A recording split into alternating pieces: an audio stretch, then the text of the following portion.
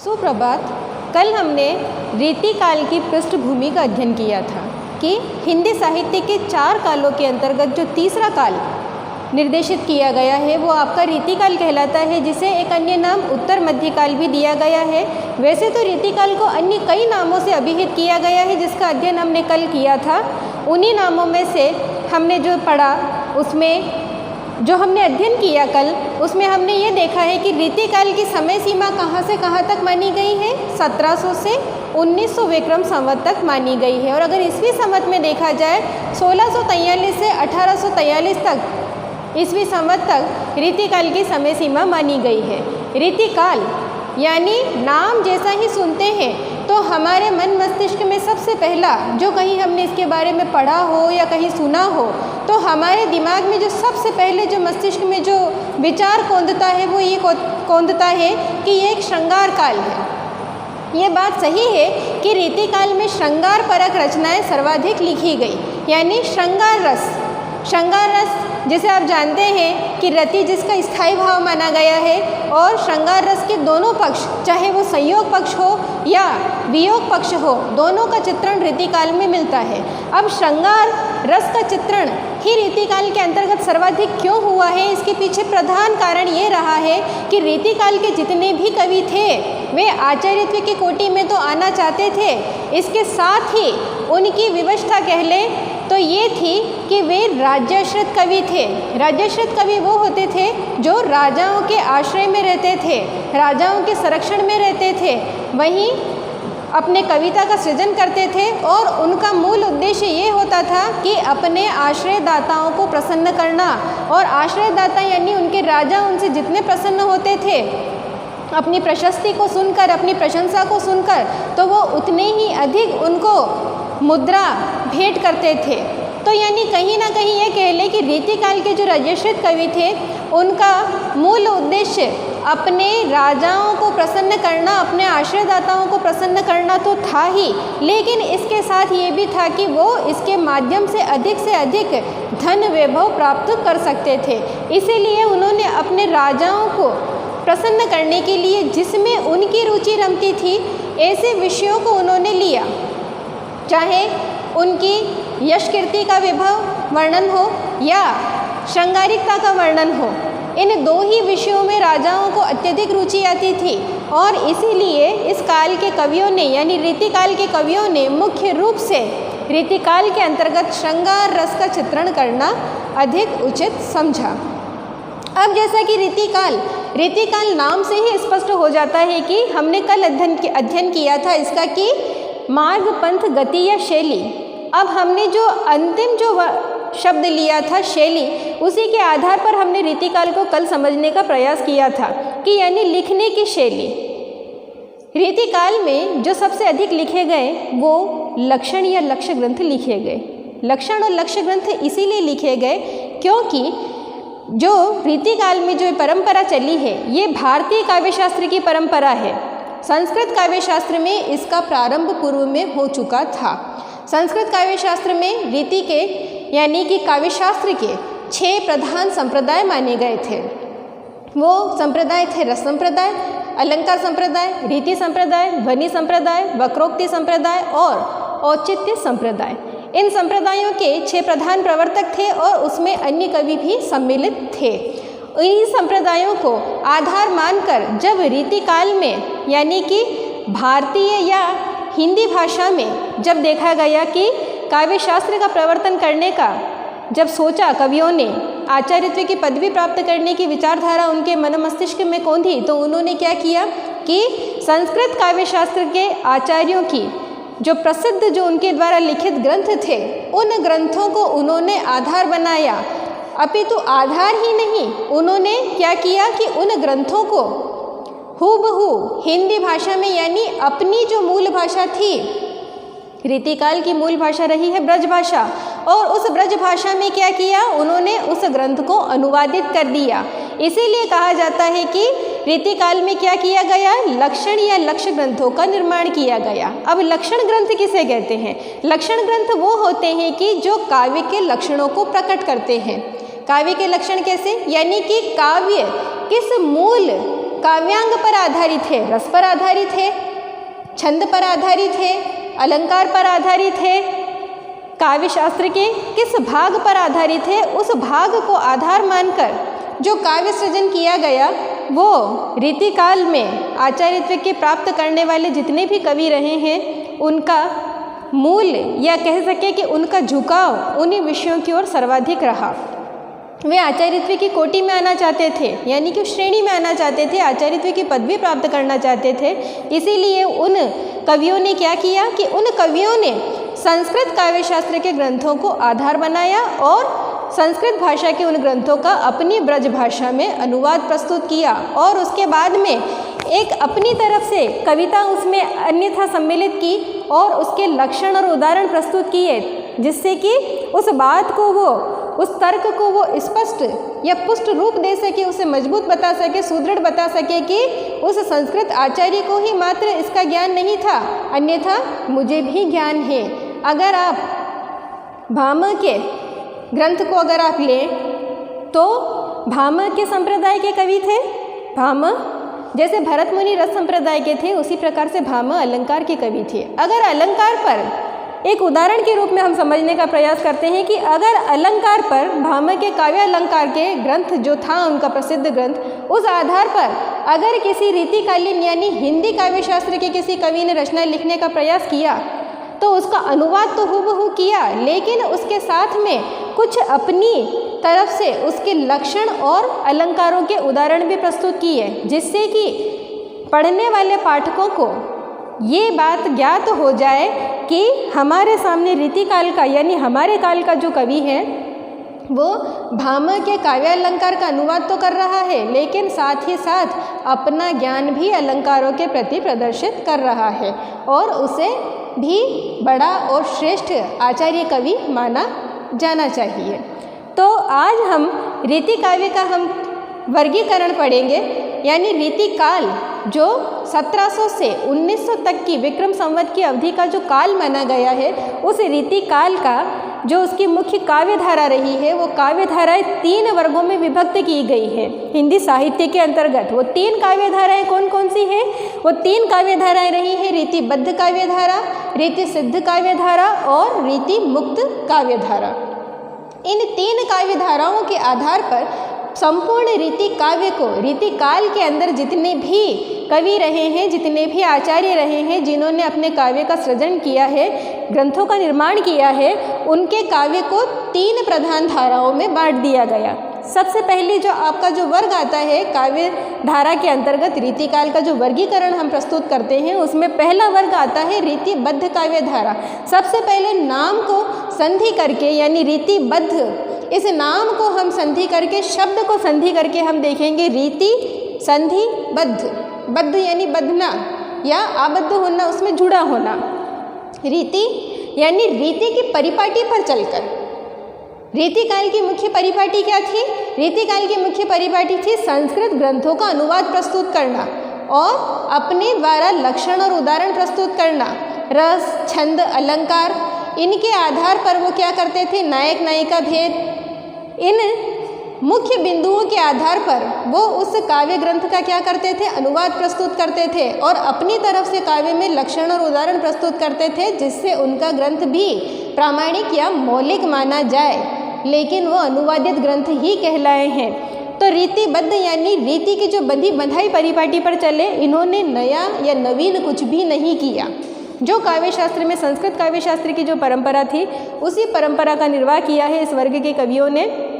और जो जिस प्रकार के संस्कृत काव्य शास्त्र के आचार्य कवि जो अपने कवि कर्म को प्रस्तुत कर रहे थे संस्कृत काव्य शास्त्र के अंतर्गत, उन्हीं ग्रंथों को इन्होंने लिया, उसका अनुवाद किया और अपनी तरफ से कुछ संक्षिप्त या क्षणिक उसमें लक्षण और उदाहरण प्रस्तुत किए, जिससे कि इस बात को वे सिद्ध कर सके कि उन्हें भी अगर रस की चर्चा कर रहे हैं तो रस के बारे में उन्हें जानकारी है, अलंकार की अगर बात कर रहे हैं तो अलंकारों की उन्हें जानकारी है, और जितना कि संस्कृत काव्य शास्त्र का आचार्य नहीं बता सका उससे 2 गुनी बात अत्यधिक मैं अधिक बता रहा हूँ। अपनी बात को पुष्ट रूप से प्रस्तुत करना, इनका प्रधान उद्देश्य था। किस काव्यधारा में? रीतिबद्ध काव्यधारा में। अगर रीतिबद्ध काव्यधारा की अगर हम बात करें तो उसके प्रवर्तक आते हैं केशवदास।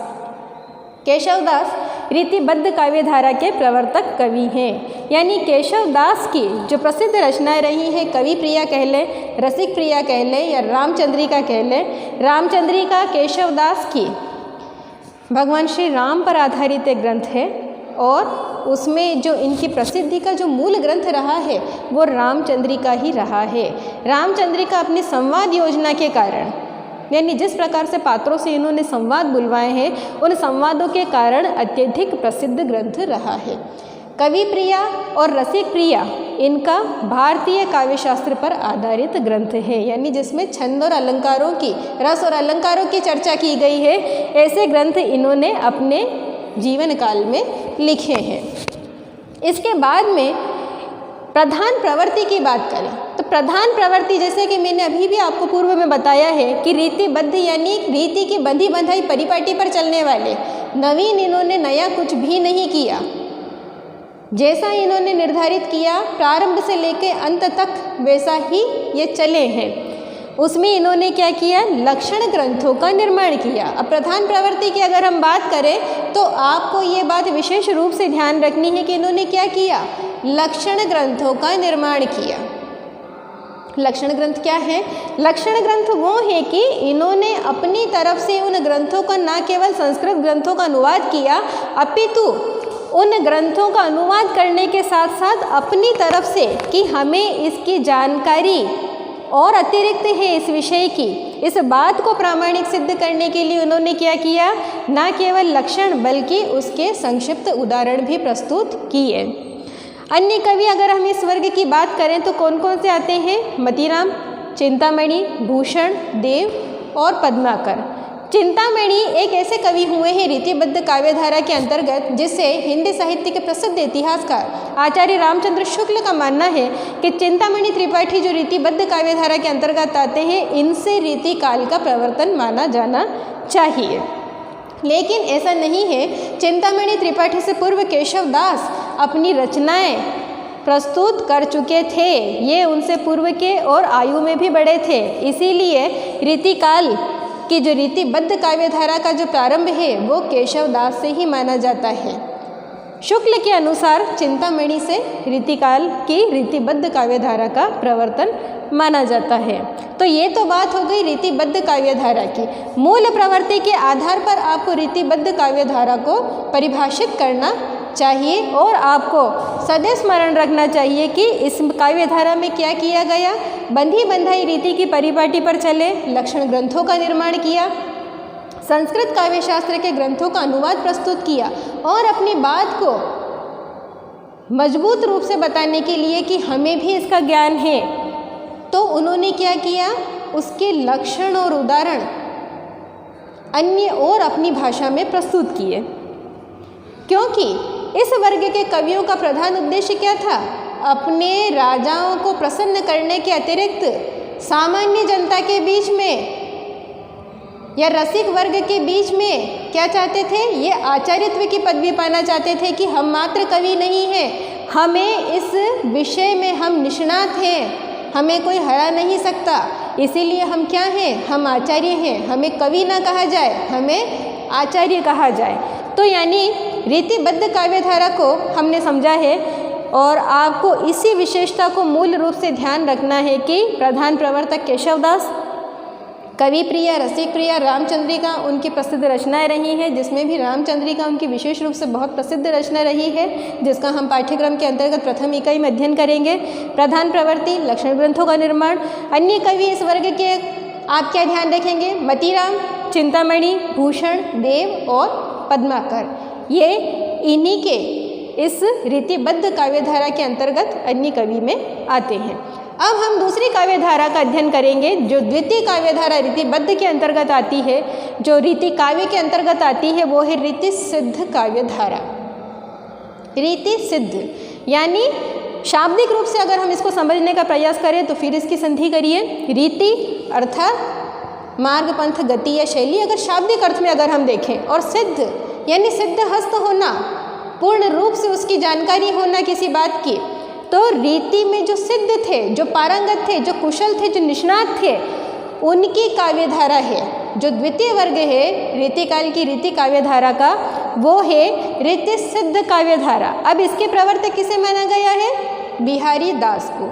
बिहारी दास, जिनके बारे में हम सभी जानते हैं कि बिहारी दास के दोहे हिंदी साहित्य की अमूल्य निधि है। बिहारी सतसई उनका एक प्रसिद्ध ग्रंथ रहा है जिसमें 713 दोहे हैं और भक्ति, नीति और श्रृंगार की जिसमें त्रिवेणी प्रवाहित होती है। ये किसके लिए कहा गया है?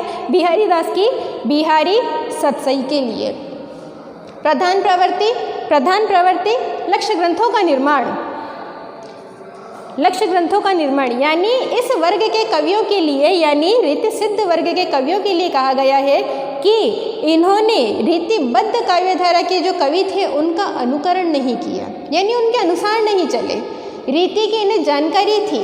रीति की जानकारी होना यानी रस, अलंकार, छंद, काव्य गुण, काव्य दोष, नायक नायिका भेद, इस सब की इन्हें नक्शे वर्णन, इस सब की इन्हें जानकारी थी।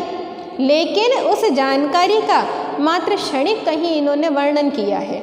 ऐसा नहीं कि इन्होंने आचार्यत्व की पदवी पाने के लिए उसको हूबहू उसे ही वर्णित अपने काव्य में किया हो। इन्होंने अपने मुक्तक काव्य लिखे हैं।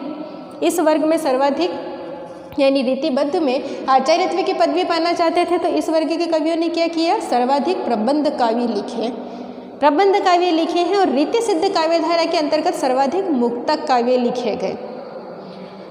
बिहारी सतसई भी अपने आप में एक मुक्तक काव्य है। प्रधान प्रवृत्ति लक्ष्य ग्रंथों का निर्माण जो मैंने आपको बताया कि अब मात्र उसकी क्षणिक जानकारी ये प्रस्तुत करते थे कि हमें भी रीति की पूर्ण रूपेण जानकारी है, लेकिन ऐसा नहीं है कि रीतिबद्ध कवियों के आधार पर ही इन्होंने काव्य का निर्माण किया हो, ऐसा इन्होंने नहीं किया। अन्य कवि इस वर्ग के रहे हैं बेनी प्रवीण, पजनेस, नेवाज और रसनिधि। यानी बिहारी के इस वर्ग में जो अन्य कवि रहे हैं वो बेनी, पजनेस, नेवाज और रसनिधि नाम के कवि रहे हैं। रीति सिद्ध काव्यधारा को अगर हम संक्षिप्त में पुनः समझने का प्रयास करें तो मैं आपको यही कहना चाहूँगी कि रीति सिद्ध काव्यधारा वही है। आपको सामान्य शब्दों में रीति सिद्ध, रीतिबद्ध, रीति मुक्त काव्यधारा को स्मरण रखना होगा।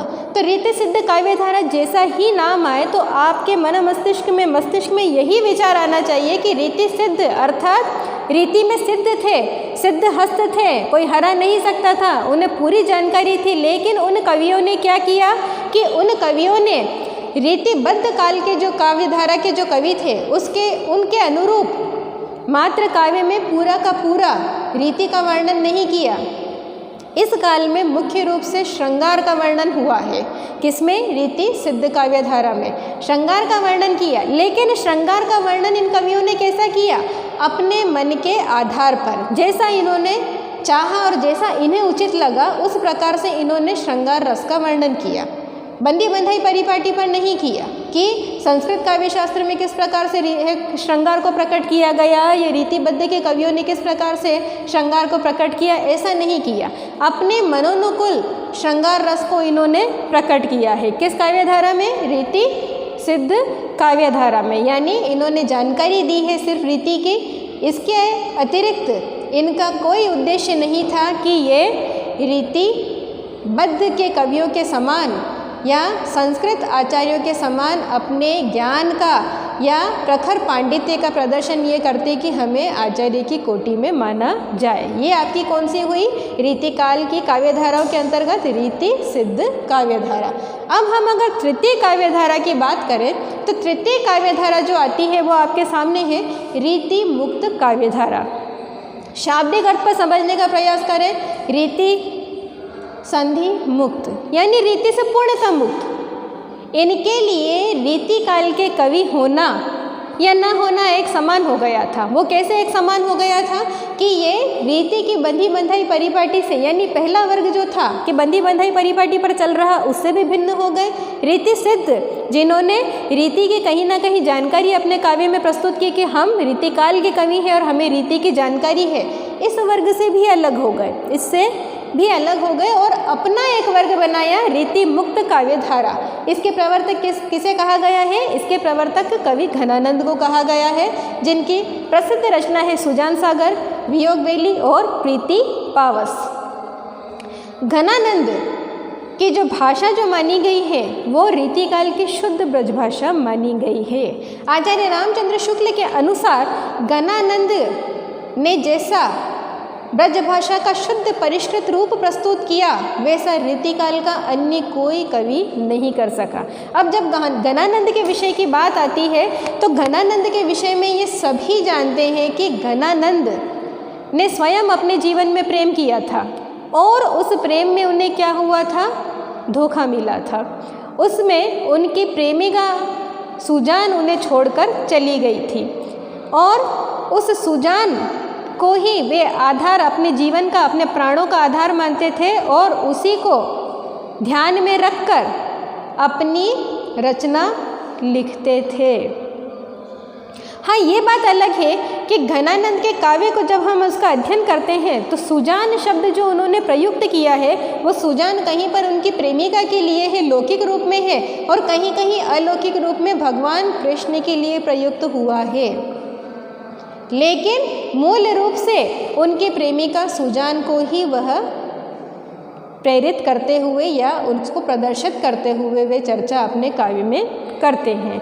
तो घनानंद का जो काव्य है वो किस प्रकार का काव्य है? घनानंद ने, जहाँ मैं रीति सिद्ध में आपको कह रही थी कि बिहारी दास ने जो लिया, यानी कि इस वर्ग के कवियों ने जो लिया वो श्रृंगार का वर्णन लिया, लेकिन रीति मुक्त के कवियों ने क्या किया? रीति मुक्त के कवियों का मानना है कि प्रेम का जो वास्तविक रूप, जो शुद्ध और सात्विक रूप प्रकट होता है वो किस प्रकार का? एकनिष्ठ प्रेम कहाँ प्रकट होता है? आपका वियोग में प्रकट होता है। रीति मुक्त कवियों का मानना है कि प्रेम अगर आपको देखना है तो संयोग के पक्षों में नहीं, वियोग के पक्षों में आपको प्रेम का श्रेष्ठ और उत्तम यानी औदात्य से परिपूर्ण रूप आपको किसमें दिखाई देगा? वियोग में दिखाई देगा। तो घनानंद ने स्वयं अपने जीवन में वियोग झेला था, इसीलिए घनानंद के काव्य में वियोग वर्णन यानी प्रेम का कौन सा पक्ष? संयोग नहीं, वियोग का पक्ष मुख्य रूप से उभरकर घनानंद की रचनाओं में सामने आया। प्रधान प्रवृत्ति भी मैंने आपके सामने यह लिख रखी है कि प्रेम का स्वच्छंद चित्रण, मनोनुकूल चित्रण, किसी को आधार नहीं मानना, किसी का अनुसरण नहीं करना, इनके मन में जैसा आया उस प्रकार का स्वच्छंद यानी खुला उन्मुक्त रूप से इन्होंने प्रेम का चित्रण किया। और उन्मुक्त रूप से जब प्रेम का चित्रण किया तो इनका प्रेम इनके काव्य में विशिष्ट रूप से उभर कर सामने आया। और उसमें भी प्रेम का कौन सा पक्ष रीति मुक्त काव्यधारा के कवियों ने लिया? आपको मूल रूप से ध्यान रखना है कि प्रेम का संयोग पक्ष नहीं, वियोग पक्ष को रीति मुक्त काव्यधारा के कवियों ने प्रधानता दी है। इस काव्यधारा के अन्य कवि रहे हैं आलम, बोधा, ठाकुर और द्विजदेव। इस वर्ग के कवियों के लिए एक मुख्य रूप से बात कही गई है कि इस काव्यधारा के जो कवि थे वो प्रेमी हृदय थे। प्रेमी हृदय अर्थात इन सब ने अपने जीवन में प्रेम किया था, इन सबकी प्रेमिकाएं थी और कहीं ना कहीं इन्होंने अपने प्रेम में धोखा पाया था। इसी कारण कहीं ना कहीं इन कवियों के मन में अपनी प्रेमिका के प्रति जो प्रेम था जिसे वे प्राप्त नहीं कर सके, उस प्रेम को क्योंकि वियोग झेला था इन सब ने अपने जीवन में और इनका स्वानुभूत था वो वियोग, इसीलिए उस स्वानुभूति वियोग की उस स्वानुभूति का चित्रण रीति मुक्त काव्यधारा के कवियों के काव्य में हमें मिलता है। तो यानी रीतिबद्ध काव्यधारा, रीति सिद्ध काव्यधारा और रीति मुक्त काव्यधारा। तो रीतिबद्ध, रीति की बंधी बंधाई परिपाटी पर चले, लक्षण ग्रंथों का निर्माण किया, संस्कृत काव्यशास्त्र के ग्रंथों का इन्होंने अनुवाद प्रस्तुत किया। केशवदास इसके प्रवर्तक थे। इनके प्रसिद्ध रचना कवि प्रिय, रसिक प्रिय, रामचंद्रिका रही है। दूसरा जो हम वर्ग लेते हैं वो रीति सिद्ध काव्यधारा, प्रवर्तक बिहारी दास रहे हैं। रीति की इन्हें जानकारी थी और अपने मुक्तक ग्रंथों में कहीं ना कहीं उस जानकारी को इन्होंने प्रदर्शित किया है कि हम रीतिकाल के कवि हैं और हमें रीति की जानकारी है, लेकिन पूर्ण रूपेण रीति ग्रंथ नहीं लिखा है। श्रृंगार का वर्णन करते थे बिहारी दास के, अगर बिहारी सत्सई की बात करें तो भक्ति नीति श्रृंगार की त्रिवेणी मिलती है इनके काव्य में। अन्य कवि रहे हैं बेनी, पजनेस, नेवाज और रसनिधि। अंतिम काव्यधारा की बात करें तो वो है रीति मुक्त काव्यधारा, यानी न रीतिबद्ध से इन्हें कोई लेना देना है, न रीति सिद्ध से इन्हें कोई लेना देना है। रीतिकाल का अंतिम कवि वर्ग जो आ गया था वो ऐसा आया काव्यधारा का कि उन्मुक्त रूप से लिखना इन्होंने प्रारंभ कर दिया था। प्रेम के वियोग पक्ष का वर्णन किया है। स्वानुभूत था इनका वियोग, क्योंकि इन्होंने विरह स्वयं झेला था और उसी विरह का ये वर्णन अपने काव्य में करते थे। प्रवर्तक धनानंद को माना गया है। प्रसिद्ध ग्रंथ सुजान सागर रहा है। इसके अतिरिक्त वियोग बेली, प्रीति पावस, इश्क लता भी इनकी रचना है। प्रधान प्रवृत्ति प्रेम का स्वच्छंद चित्रण, यानी प्रेम का उन्मुक्त और खुला स्वतंत्र चित्रण करते थे। अन्य कवि रहे हैं आलम, बोधा ठाकुर और द्विजदेव। यानी आज हमने रीतिकाल की रीति काव्यधारा का वर्गीकरण का अध्ययन किया है। कल हम रीतिकाल की मुख्य प्रधान प्रवृत्तियों का अध्ययन करेंगे। आज के लिए इतना ही। धन्यवाद।